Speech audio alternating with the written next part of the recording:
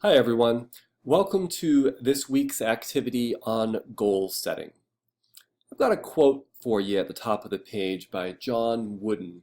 The quote says, "Do not let what you cannot do get in the way of what you can do." John Wooden was the coach of the UCLA's men's basketball team in the 50s and 60s, and he's famous for winning 10 national championships. His teams were never the tallest, never the biggest, never the most athletic, but they still figured out a way to win. They did not let what they could not do get in the way of what they could do. So, as we continue down the handout, it says, goal setting is a technique used by top-level athletes, musicians, business people, and achievers in all fields. It gives you two things: long-term vision and short-term motivation. So there are some things you need in order to do effective goal setting. The first thing is a discrepancy between your current and desired state. And I'm pretty sure you all have that. Meaning you want something better in the future. I don't think you would be taking classes. I think you would be doing, if your current state was perfect, then you would be focused on other activities. So I think we all have a discrepancy between where we are now and where we hope our life will be in the future. The second thing you need is self-efficacy. And that's a term you might not have heard before. Self-efficacy is the belief of what you can do or accomplish based on your effort. So we'll be talking more about these in a little bit. The third thing is challenging and achievable goals. And the fourth thing is a commitment to your goals. Things don't happen without you putting some time and effort in. The interesting thing about goal setting is it can be applied to any area of your life. It can be having to do with family, career, academics, finance, social, health, etc. So, step one. As with pretty much all the activities we've done in this class, we have to do a little bit of self-reflection. I want you to learn from your past. So the first statement there says, have you ever failed to achieve your goals? Why and what happened? Well, the most popular time of the year for people to set goals is New Year's. January 1st, right? They set their New Year's resolutions. Maybe you've set New Year's resolutions.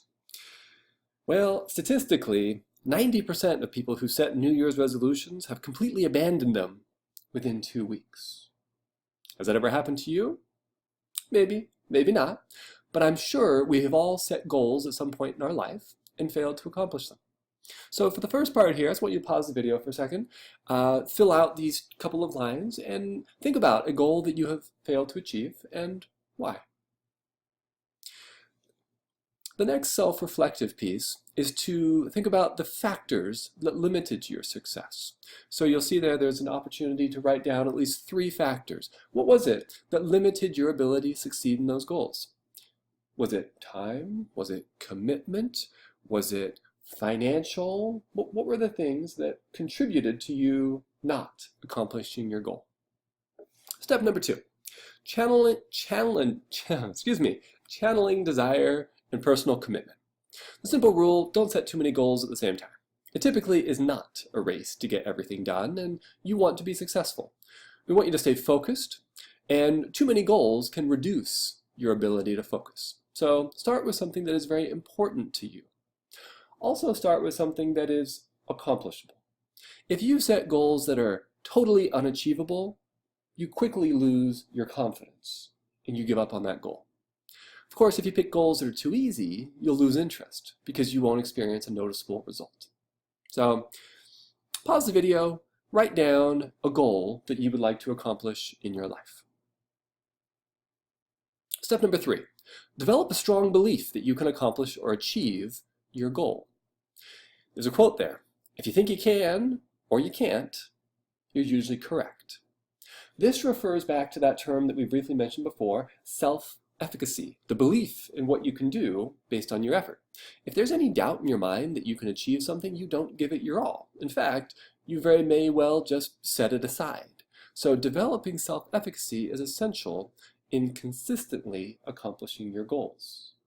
We'll talk in a little bit about how to build your self-efficacy so that you can keep that motivation to accomplishing some of the ambitious goals. Step number 4, vision versus motivation. All goals are not equal. Short-term goals and long-term goals. Short-term goals are things that you can accomplish today, tomorrow, by the end of the week. Long-term goals are a month, 6 months, a year, 5 years. Okay? Long-term goals give you that vision. Here's what I want my life to look like in 5 years or 10 years. But the short-term goals provide you the motivation. So what I want you to do is go back to step number 2 here. See this goal that you have? The goals that most people have written down are long-term goals, right? I want to transfer. I want to pick a career that I want to pursue. Those are long-term goals.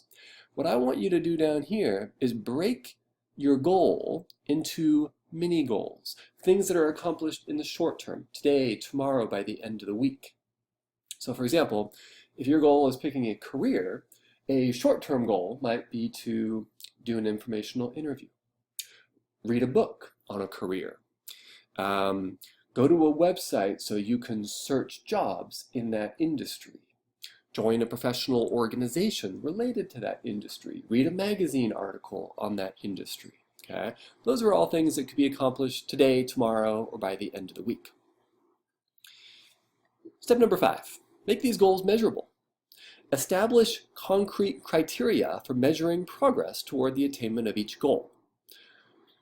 When you measure your progress, you stay on track, reach your target dates, and experience the exhilaration of achievement that spurs you to continued efforts required to reach your goal. So here's an example. There's a difference between saying my goal is to get in shape versus I want to join a health club and work out 3 days a week. If your goal is to get in shape, or here's another example, my goal is to get good grades, that's not measurable. Right? You don't know when you have gotten in shape. You don't know when you've gotten good grades because you didn't define what good grades were, just like you didn't define what it meant to be in shape. A measurable goal would be, I want to join a health club and work out 3 days a week. Another goal that would be measurable in terms of academics would be, I want to receive an A on my discussion prompt. I want to submit my career journal the day before it is due. Those things are all measurable because you can make sure that you can do them. So look back at your mini goals up here in step number 4. I want you to rewrite them, but ensuring that they are measurable. Okay?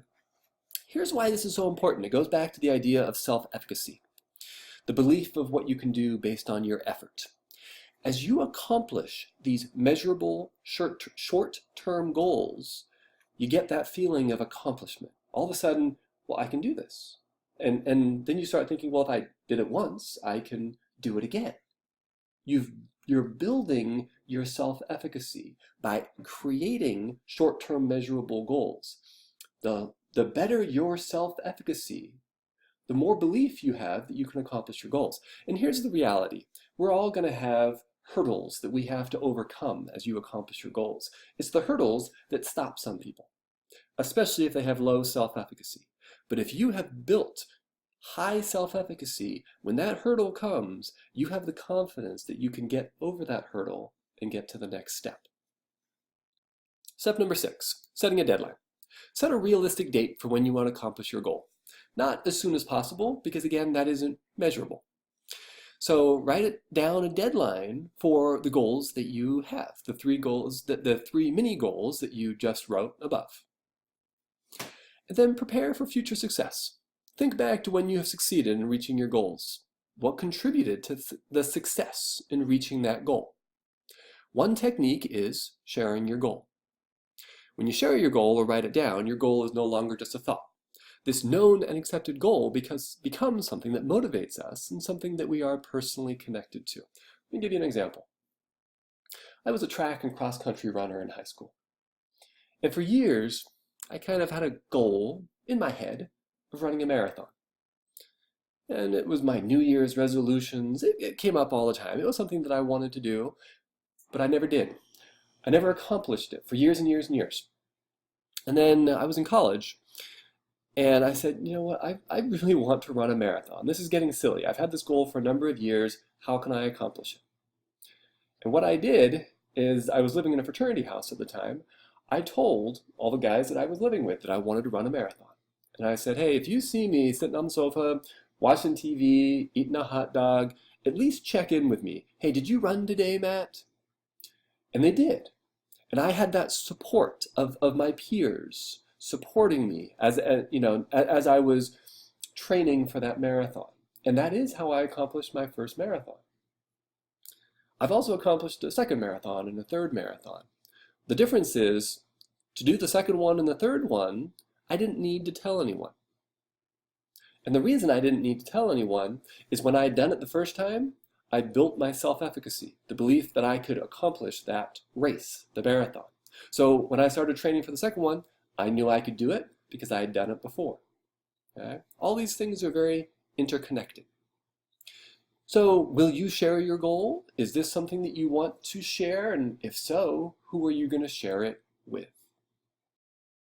You now have some defined, measurable, and accomplishable goals on this paper. My challenge to you is to follow through. Make this happen, and then continue the process. Do it again. Learn from the process, tailor it to your needs, and make your life the life you want.